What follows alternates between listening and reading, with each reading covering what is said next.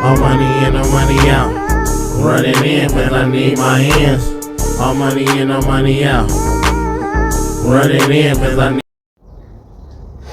All right, man. What's your name? Man, they call me Money MeezzY the Key. Very free my heart. Told you from the start, swag sharper than darts. I gotta tell you the whole thing because I rap, you know. All right. I like that. Where are you from? I'm from Inglewood, Cinella Park, Cali, all day. California? Okay. All right. How long have you been in Vegas? I've been in Vegas since I was 13. I'm 35 now, so I honestly consider myself Vegas raised because like I was out here more years than I was out there, you know. Mm-hmm. But like I was in Inglewood, Cinella Park till I was like 3, and then I was in Anaheim till I was 13, and boom, then I came out here. Okay. What do you think about Vegas? Shit, the city agreed. The city is sincere. You know what I mean? Shit. There's a lot of things to think about Vegas because it just depends on what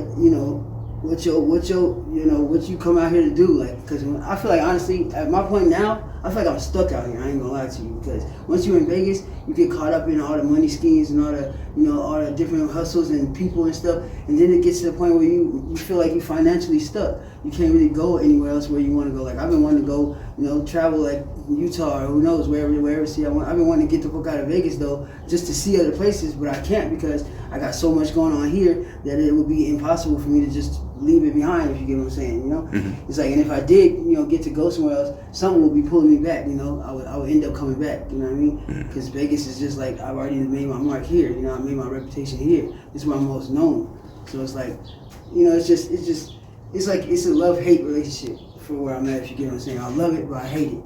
You know what I'm saying? Yeah. Let me ask you about the drug culture here. What do you think about that? And is it as overblown as the media makes it seem? What do you have to say about that? And if you could give us a little bit of your experience, give us what you feel comfortable with, and okay. Me personally, as far as the drugs that I do or have done, I've done heroin, I've done freaking crystal, I've done weed. I started off with weed because they say that's the gateway drug, but that's not necessarily true because you can start off doing, other shit and end up going towards weed when you started off on some stronger shit, But me personally, I did start the regular way. It went like from drinking to weed to, slowly the drugs got stronger. Crystal, then heroin, then fucking, can I cuss?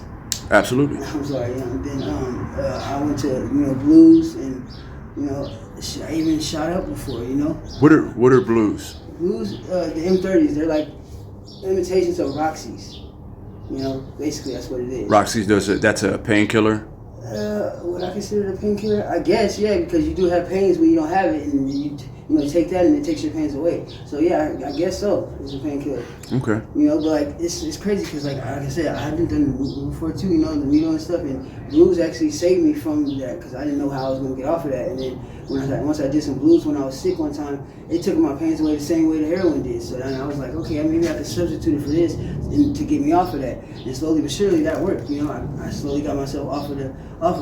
And the bad thing about it, like when you're on opiates, it messes up with your how I say, because like it makes you have to, when you're sick so bad, it makes you have to take a shit. You know what I mean?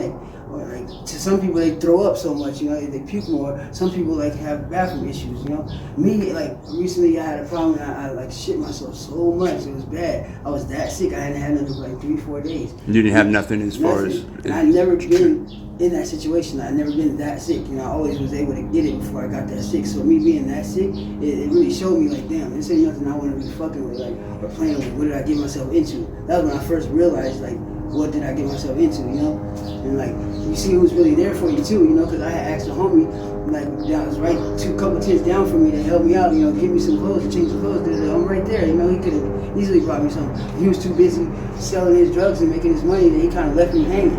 The person that ended up helping me and getting me well at that moment was the person that I just met right then. You know what I'm saying? He walked up and he was like, I was like, hey, you got something to smoke or whatever? And he was like, bro, I don't even know you. He said that, and I was like, yeah, I know, bro, but I'm really sick right now, I'm like literally shitting on myself today, I was like, all I got is these white beaters, I had a pack of white beaters, and he was like, all right, hold on, let me see. And then, Wait. So let me ask you. So are you saying that at first you were doing heroin and then you started doing the blues, which are fentanyl, correct? Mm-hmm.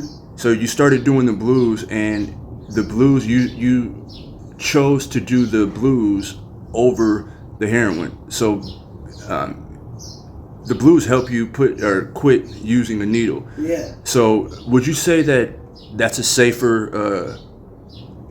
safer alternative, blues, smoking them, opposed to shooting heroin with a needle? I mean, yeah and no, because it depends, because you know how they say every drug treats everybody differently, if you get what I mean. So it might act like this to me, but it might be like this to you. When you do it, you might have a different reaction, you know, than me, or whatever. So in that aspect, you can't really say that it's a better alternative, because some people hit a blue one time and they're done, they die, you know. And who knew that would happen? Because I hit a blue, you know, and I was fine or whatever. This person hit a blue, or three of them, and they were fine. But this person just took a little hit and it was over for them. You know, same thing with the needle. Like a motherfucker could use the needle and like you know, I never really heard of nobody like, you know, dying off of per se just hitting herself. But it depends on how much you put in that motherfucker too. You can OD, you know. So there's some people that accidentally, like, okay, for example, people like that have done it before and then, you know, been so hooked on it, they might go to jail, right? And then when they go to jail, they're in jail for like a month, 2 or whatever, and they get out, right? And they think that their tolerance is still the same, not realizing that they were in jail enough to kick it, meaning that, you know, they went through the sicknesses and basically they were good on it. They weren't, you know, because you're in jail, you can't do nothing, you can't do drugs. So you're clean off it. By the time you get out of jail 2 months later, you're clean. But they go right back to wanting to do it, and they forget that, okay, I need to start fresh, like in the beginners. Like I'm a beginner again, so when I make my shot right now, I need to make it a beginner shot, not a shot of my same tolerance that it was when I got locked up. Mm-hmm. That's where they make a mistake, because they make a shot just as strong as what they were used to when they got locked up, and it's too strong for them, boom, and they croak. Okay. You know what I'm saying? Yeah. It's like... Okay, so let me ask you, living in this area, where do you live? Can you speak on that? Yeah, I mean, I'm currently like house to house. I ain't gonna lie, you know, my stability is not what it used to be. So, you know, I got friends and loved ones that, you know, let me stay, you know, here and there, but I don't like live with them. Like I'm saying, I might lay my head there and then I'm back, you know, figuring it out again. You know, sometimes I'll get rooms if I have money enough for myself or whatever. But, you know, it's just a house to house thing right now. My stability is kind of rocky. What are some of the people that you run with out here? Are they loyal people? Are they loyal to you? Do you guys are you guys like in a circle where everyone hustles to, you know, you guys get money together, or are you a loner? You know, like how does that work for you? I've slowly stopped hanging out with so many people, because I used to be like, I'm still a popular guy, like everybody knows who I am and stuff, but I used to hang out in groups with certain people all the time, like that I was with. But yeah, like I didn't have some of the closest homies turn on me and stuff, you know, like over a female or over a money situation, maybe even over drugs, you know what I mean? And that really gave me a rain check to watch my surroundings, and like maybe my analyzation on these people aren't what I thought it was, you know? Mm-hmm. I thought I was a good analyzer. I thought I could figure out who a person was just by hanging out with them a couple of days. But it don't matter. I hung out with these people like since kids and stuff, and then they turned on me worse than the person that, like I said, I just met, you know? Like, that it's crazy. So as of lately, like as of the past year and a half, I've been like honestly solo dolo with it. Usually when you see me, I'm by myself, you know. I see one of the homies and it's usually, oh, what's good, and figure out what he's been doing, and then I'm on my way, you know. Even sometimes they'll be like, hey, can I come hang with you? And I'll be like, nah, I'm gonna just keep to my, you know, I got you, I'll holler at you later, we'll get into something, but, you know, half the time I don't even hit them up. I just go do me, because it keeps me out of trouble more, like, and I'm not trying to figure out which friend gonna turn on me next. Okay, let me ask you, do you have any crazy stories that you can speak on that involved either yourself or, you know what I'm saying, someone else out here, you know, like violence or just anything that you can speak on? I want to continue what I was saying a second ago about how the person that ended up getting me well was the person I had just met. Oh, vice versa, a homie that was 2 tenths down, that was my homie that could have easily brought me some clothes and stuff and helped me get out of this shitty situation. 2 tenths down? Like we stay in tents, like we be in tents, you know, like out here. Like when, I don't know, tents are like they become like a thing where, you know, because people don't got apartments and stuff, so we just get a tent and we all like find a spot that we can all kind of turn it into like a mini village, if you will. You know, we stick together and we help each other, and, you know, until at least the city comes and kicks us out and we got to find a new spot. Half the time we'll go somewhere else for a day, but we'll move right back to that spot we were just at as soon as, you know, and as soon as they're gone, and then, you know, ride it out again until they come and kick us out again. But anyways, long story short, like I was saying, so in that situation where I had shit on myself, my homie, he couldn't even come help me, you know what I'm saying? Like, because he was so busy selling and doing what he was doing, but all he had to do was grab me a pair of clothes and bring it to me. You know, I was right there. But the person that ended up helping me was a person I had just met. You know, I gave him some white beaters and he gave me a blue, and then I gave him my working activated phone and he gave me another one. That's how desperate I was just to get well, because I was so sick and I had been going through it all night. So for the fact that that person I just met helped me versus my closest homie, that shows you right there. Like, you know, just by that, you don't know who's your homie. They might call you their brother every day, your family every day. But when you're in that dire situation where you need them, they weren't even there. Right. Okay. Okay. Let me ask you. Let me ask you about gambling. Do you gamble a lot? Because I noticed a couple people I've interviewed before you, they were kind of heavy gamblers. Do you gamble at all? And if you have, what's the most you've won?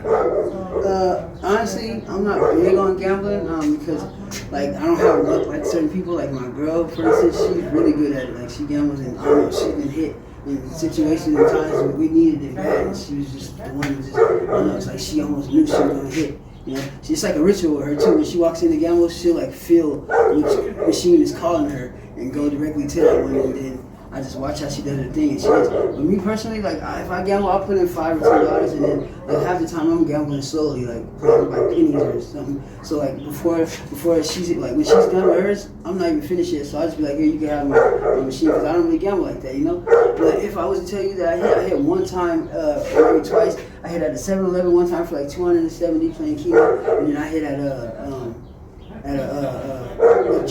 Joni's one time for like $400. And that was a crucial situation when I hit them, because me and my baby mama was just losing our weekly, and we didn't have no other way we was gonna go. So I figured out. I had my last $20, and I was like, well, I'm finna play this and see. But I don't know. Something just told me I was, you know, like I said, gambling's not my thing, but something just told me I was gonna play it. And I went and played that shit, and I hit, and it saved our ass for. Okay. Yeah, so it was, you know, that's crazy. So in your spare time, just a couple more questions. In your spare time, what do you do? Do you rap? Do you I know you're probably involved in things that we won't speak about, but do you rap? Are you into music? Do you produce music? Like, yeah, like that's another thing. Not to interrupt you. Like some people when they do certain drugs, like crystal or whatever, it makes them want to like do fucked up shit. Like motherfuckers, I've been around motherfuckers that'll hit something and they'll be like, first thing out their mouth is, oh, let's go hit a lick. Yeah. All right. So let's say you were in front of Dr. Dre. I want you to give us your hottest 16. Look, you're on the streets, you're hungry, you know what I'm saying, you down and out, you trying to get signed.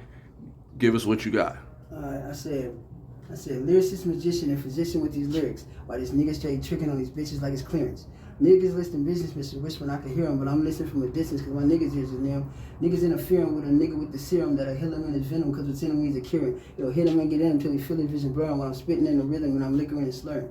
Switching and I'm swerving, man, my whip like it's jerking, getting busy like I'm working and my dick your bitch is nursing. Nursing me and slurping and she twerking and we perking and her nigga stay chirping. When he finished, I'm serving. Serving, then I'm surfing on the curb wall and a turfing pull up urgent because I'm searching for who raps like a turban because I'm urgent like a person with a strap trying to murk him. Doing like a surgeon, hostile reimbursement, I'm for certain. I'm cleaner than a bottle of detergent with these verses for my person, though they obviously ain't heard him. It's gotta be a curse if he ain't writing them and rehearsing. I'm excited he reversing. Kinda like a virgin. I'm like a version of a fire when it's burning, twice as hot when you retire, when the title I've been yearning. Kinda like I'm earning with the prices of a Persian. Me coke got a squirt and then she posted from Suburbans. Some shit like that. Okay. I with a little bit, but you get the vibe. Yeah, no. That was nice. That was nice. I got a lot of those though. Like that's just, bruh. You may want to spit one more. Is that cool? Yeah. One more. I said, all right.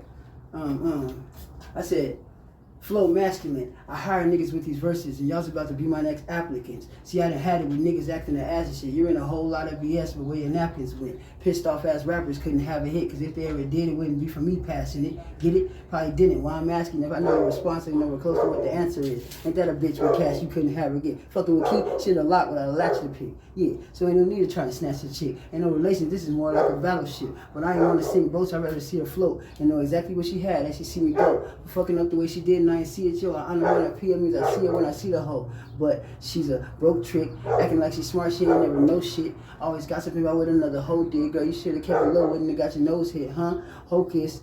Hocus, it's magical the way I flow, you should have known this. It's rappers coming out the hat almost with show shit. Happened to snatch out a chick, turns out to be yo bitch, huh? Hear me? I gotta shout for your attention. Cause even when I wish for you bitches be trying to listen. Cause if a nigga Jordan and Pippins who I'm assisting will shoot you from a distance, you guarantee we ain't missing, nigga.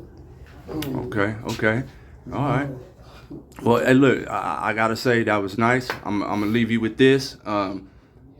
Don't waste your talent, man. Don't waste the talent. You have it, use it. You know what I'm saying? And that really goes to anybody. If you have a talent, don't waste it. Use it. Use it while you're young and still, you know, decent looking and pause. You know what I'm saying? And all that. But no, I appreciate this opportunity, man. Yeah. Everybody, man, check me out, man. Check out my boys and shit. We out here, Vegas. You know, the city is sincere. Let's go. All right. Thanks, man.